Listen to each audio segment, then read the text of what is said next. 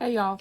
So originally I was gonna do this video that had both the Booktube Real Talk tag 2.0 and me talking about 3 of the books that I was currently reading.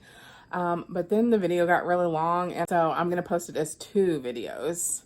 So I'm gonna label them part 1 and part 2 and put this little piece in front of both of them. So they might feel related because they super are related, but I'm going to post them separately. Okay, bye.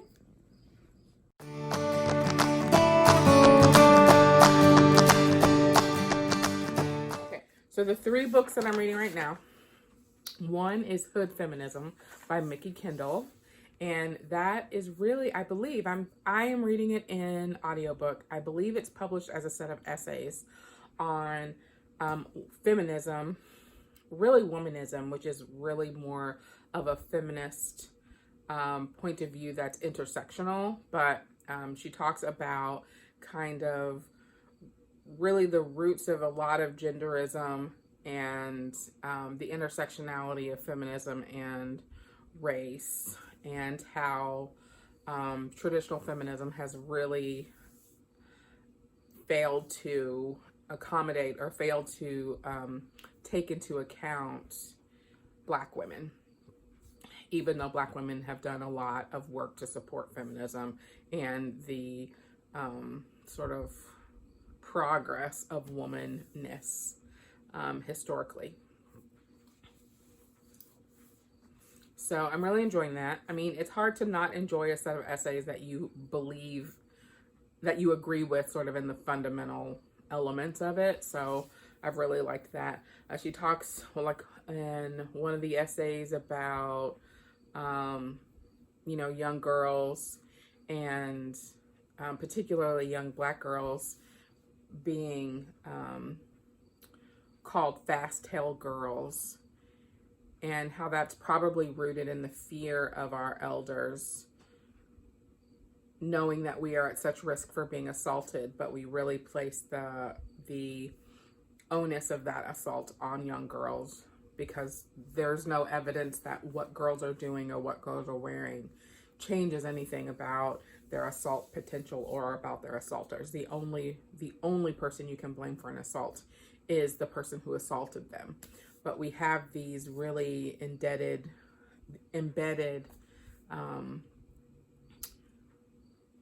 practices, I guess, culturally, that place the blame on our young women. So that was one of the essays. One of the things she kind of talked about in that essay very quickly was her own, not promiscuity, but a little bit of being a fast-tailed girl in response to reclaiming her own body autonomy following some negative experiences that she had. And I could really relate to some of that. And most of the young women that I know and work with can relate to that, having had experienced or being called to notice your body by men who are much older than you when we're very young. I think most women can think back to times when they were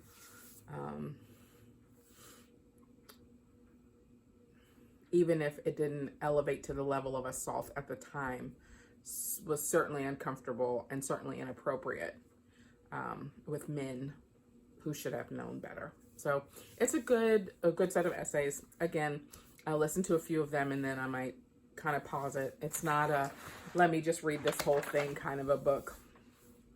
The other one is Information Hunters. So this is a book about librarians and spies and soldiers during World War II who were gathering information, both intelligence as well as culturally relevant books and things like that during World War II. So it's really interesting. I had put myself on a hiatus from World War II. We love World War II books in this country. We love to publish them. We love to read them. We love to make them the source of book club books. I think it really helps us feel good about our own history to focus on other people's negative things. But anyway, but it's interesting. I'm enjoying the audiobook reader. I do read books a little fast at 1.75, which isn't fast for everyone, but there was one woman that they were talking about who I really enjoyed hearing about her. She wasn't a big piece of the book, but she was really meticulous in recording microfilm, and really just made a lot of progress on things that other people weren't making progress on. I loved hearing about her. And then there was an interesting part in the book where it talked about how American spies were terrible at being able to discern information for being credible based on source or information. And so they started adding for what it's worth to their reports. And the author said, and usually that meant that it wasn't worth a whole lot. And it was an LOL sob moment, because I think that continues to be something that the US struggles with, credibility, and because we, have our feelings and feel pretty entitled to our beliefs, regardless of whether or not they are sound. So that's the second book I'm reading. And then the third book I'm reading, which I feel pretty proud of, is Middle Game. So if you've been watching my other videos, it was the book that was right here. And I kept saying I was going to read it, and I have started it. Boom, boom, boom, boom. It's a Shannon McGuire book, who also publishes as Mira Grant. I believe I've read one Mira Grant book. I've never read a Shannon McGuire book. And a couple friends of mine have really been saying, read this, read her. And so I'm sorry if I've just misgendered the author. I'm pretty sure she is correct. I will check that and then overwrite this if I've done that wrong. And so in this book, the first chapter or two, there's lots of front matter in this book. So there's like the ending, that's a few pages, and then there's like a little story, and then there's a anecdote, and then there's, all of this stuff. And then the first chapter is really a little bit boring. It's 100 years ago or whatever. And it's really setting us up for this by telling us about this alchemist who lived, and the creature that she made, the person that she made that was going to carry out her wishes after she died. And then it jumps ahead 100 years or whatever, and the person that she made is starting the process of what they had planned all along. And I was like, oh my gosh, I'm going to have to DNF this book because it's boring, and I've been waiting so long, and I heard such good things about this book. And so now we're in the part of the book where it is ahead of time again. So now we've jumped, there were a couple of different time jumps, and now we're, I believe, 9 or 10 years past that. And the point of view is really about these two kids who are connected telepathically. So now it's getting good, and like things are happening, not really happening, but things are interesting. And it makes sense to me why we needed to know some of those things that were happening in the past, kind of. I also wonder if we could have just jumped to this part and learned about that as we went along. And some people may have really liked that part and don't like this part. Those people are insane. No, just kidding. But I like this part. And I think I could have gone without that part. It kind of reminds me a little bit. I watched exactly one episode of Good Omens. One episode. I know everybody loves this show. I was like snooze fest. And that's what it reminds me of a little bit because of what's happening in the story.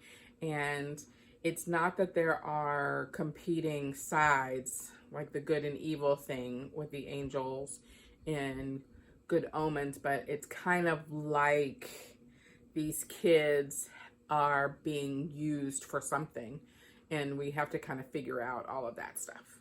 I also did not read Good Omens, and I always meant to. I think like not intellectually, in my brain, I love Neil Gaiman. And then when I read him, I'm like, what? And then that same thing happened to me with Terry Pratchett. So, I've been hesitant to read it, even though I've heard great things about that book, and I will eventually read it. I should read it. They are my genre, and they are considered pretty classics in it, and that one is considered a pretty classic book. And it's not like I'm going to read Tolkien or Lovecraft ever again, so whatever. Now we're getting into the Book Talk Real Talk 3.0. Tolkien, gross. What else is going on? I went out to the sunflower patch today out at Wickham Farms, and then it started raining before I could even go out there and get cute pictures taken. So I went to Wegmans and bought some sunflowers that are not quite opened up yet. So over the next couple of videos, you'll probably see some steadily opening up sunflowers.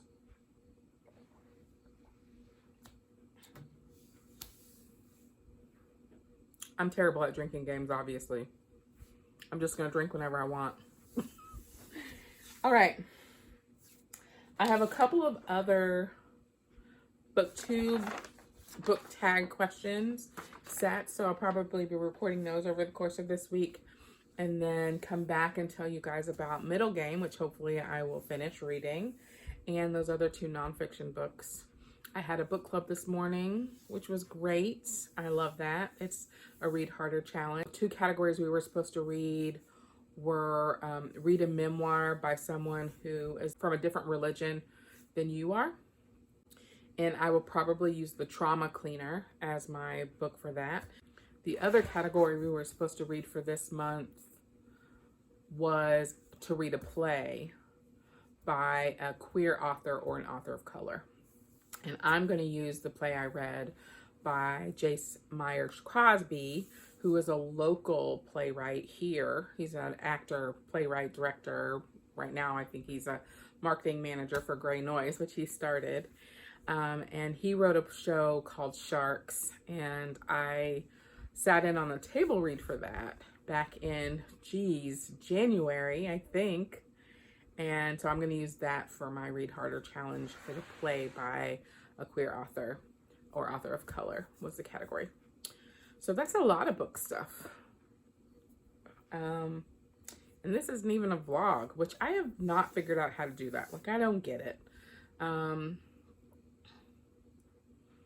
One day I will, because vlogging seems like that's my bag, but it's a lot to deal with. Okay. Looking around to see if there's anything else I want to talk about. Did you guys see my fairy lights? I've put them on things.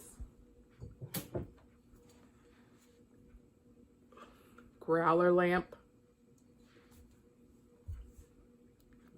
Bye. See you next time.